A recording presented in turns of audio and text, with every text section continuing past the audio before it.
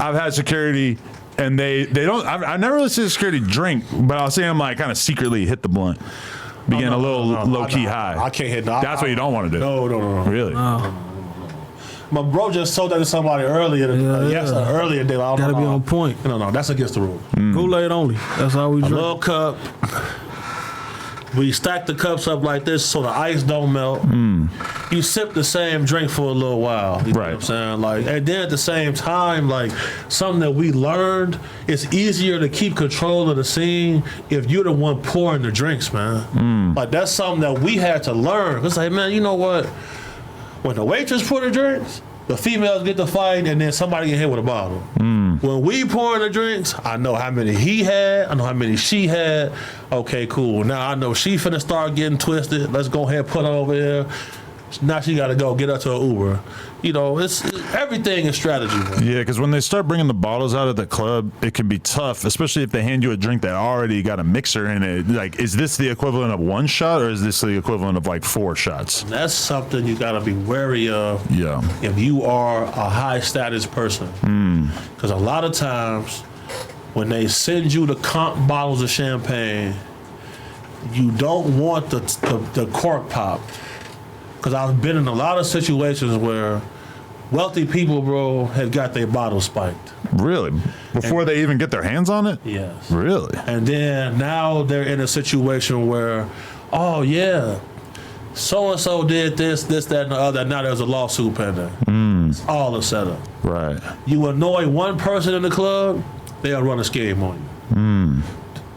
You gotta have a certain amount of money though to be victim to this. Right. So you know, I done been to places where, you know, the table minimum was 500,000. Jesus Christ. And when you in parties like that, better be on your P's and Q's, bro. Cause rich dudes, rich females, savages. Really? For sure, bro. In terms of setting each other up and shit? Schemes going on, bro.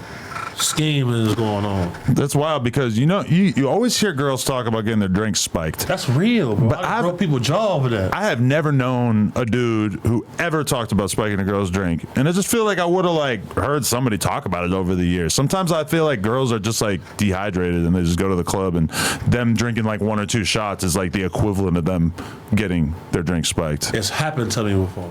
It happened to you or to a woman that you were with? Me. Really? I have sipped a bottle of champagne and blacked out. Wow.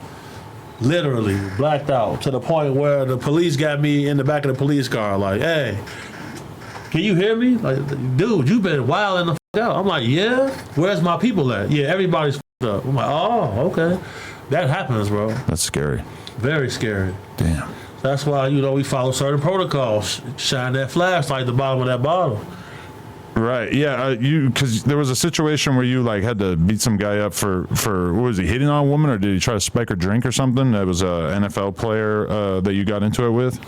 Oh yeah, he almost knocked me out too. Oh shit. He was strong. I had to get wild with him. He was mad as hell. Yeah. So basically, his baby mama was getting $2,500 a week. He was pissed off about that shit. He couldn't let that go. He didn't want to let that go. And then shit, one day, bro, shit, you know, she was a model, a Ford model. You feel me? But she was real calculated, but like she would always make sure that whenever she in the penthouse or something, I'm in that first little room right there. Man, one day, I hear some screaming, kill her, help me. I come out, he roughing her up. Oh, wow. I had to get crazy with him. It was him and his brother. But so she had you in a totally different room or just like in the same house? I'm in the same.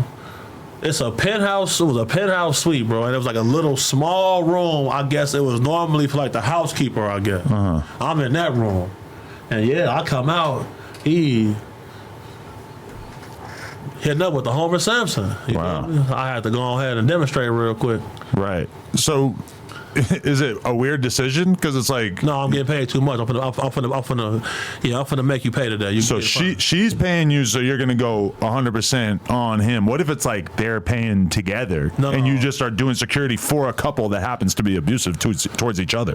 Right. Does that change how you view it, like depending on who's paying? I've never been in that situation. Okay. I wouldn't even take that type of gig, you feel me? Because I'm not finna be in a situation where, oh yeah, if your boyfriend beating you up, I'm not even finna be in that situation because that get tricky. But the situation was, she was getting $2,500 a week from him. Okay. Half of that was going to me. He was pissed about that. And then, it escalated. Because his brother like a politician or something. You feel me? Yeah. So Ant, who did security for Adin Ross and Ski Master Slump God and shit? Yes. So him and Adin are in a lawsuit now, and when I was looking at some of the details, it said that Adin was paying him $25,000 a week. That was very shocking to me. That is a security guard getting $1.2 million a year from their client stood out to me as kind of insane. No, that sounds about right. Do you think that would be him being around like all the time? You on 24-hour call. Okay, so he's sleeping there. He doesn't really have his own life. He's 100% making sure that you're held down. Yeah, so I got a different cell phone. It's a little small flip phone. It's in my bag right there. If that phone rings, I have to immediately leave from here and go wherever they tell me to go on that phone. Really? Yes. And this is because of one client? Yes. Okay. That's why it was hard to get the interview. Okay. Because, like, man, I don't want to have Adam clear his schedule, and then I get there, and then, oh, yeah, sorry, but I got to go. That's not good professional courtesy at all. Okay. And so this is a secret who this person you have this relationship with is Absolutely. right now? Okay. Absolutely.